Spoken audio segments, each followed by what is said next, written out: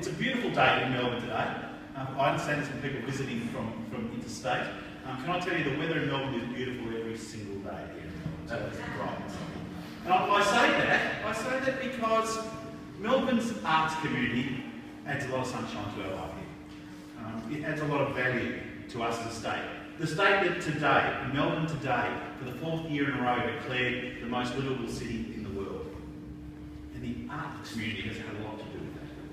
You play a very important role in that. Can I acknowledge Eileen Mackley, the President, Ray Wilson, the Treasurer, Soraya Pickard, the CEO, Tony Didomenico, the former Deputy Chief Minister of the ACT Government. Tony, it's good to be with you here today, sir.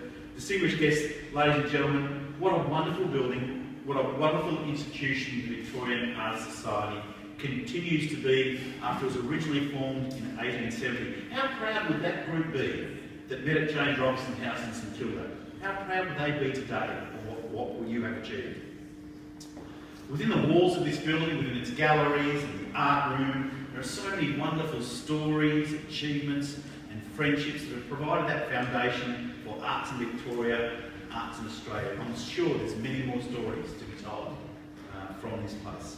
With an honour roll second to none, featuring names like Streeton, Roberts, Bouvelot, Dargie and many more, the Victorian Artists Society holds a most prestigious position in Victoria's rich tapestry of the arts.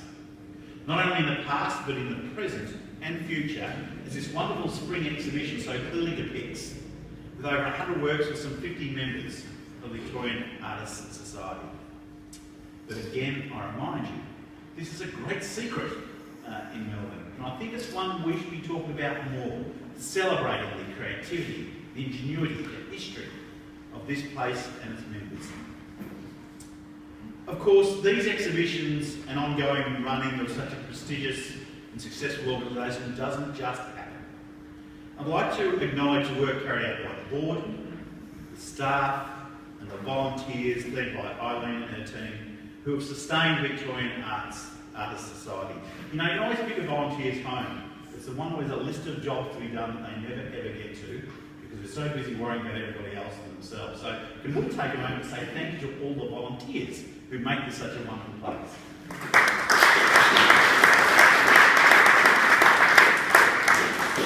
I have to say I love the arts in Melbourne because it adds so much to the dynamic culture of what Victoria is all about.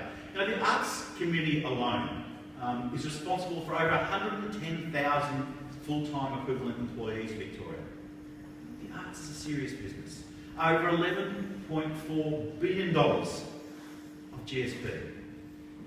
When I talked about the livability of Melbourne as the world's most livable city again, it's because of the arts, the livability, the feeling good, the fabric of society, because art brings a lot to that. It adds to our multiculturalism. It adds to our cultural diversity. It's very strong on bringing different communities, diversity of opinion and creativity together.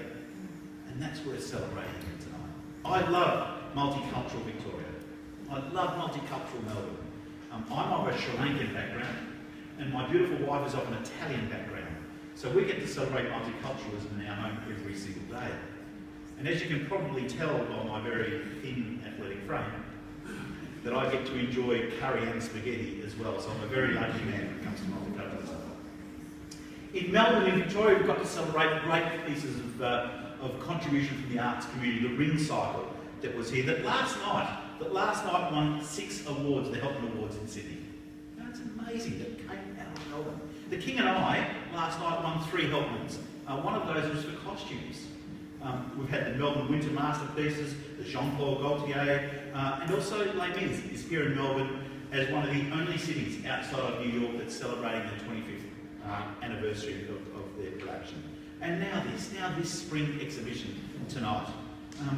I want to take this moment to congratulate all the artists who have entered into the exhibition and acknowledge your personal commitment to not only your own work, and not only the high standard that I have seen here tonight, but to arts in general. Because you make commitment beyond your own creativity, and that's what helps us be such a great city. Officially now then, on behalf of the Victorian Government, or rather should I say on behalf of the people of Victoria, I officially open this wonderful exhibition, Victoria's Artists Society's Spring Exhibition. Thank you so much for inviting me.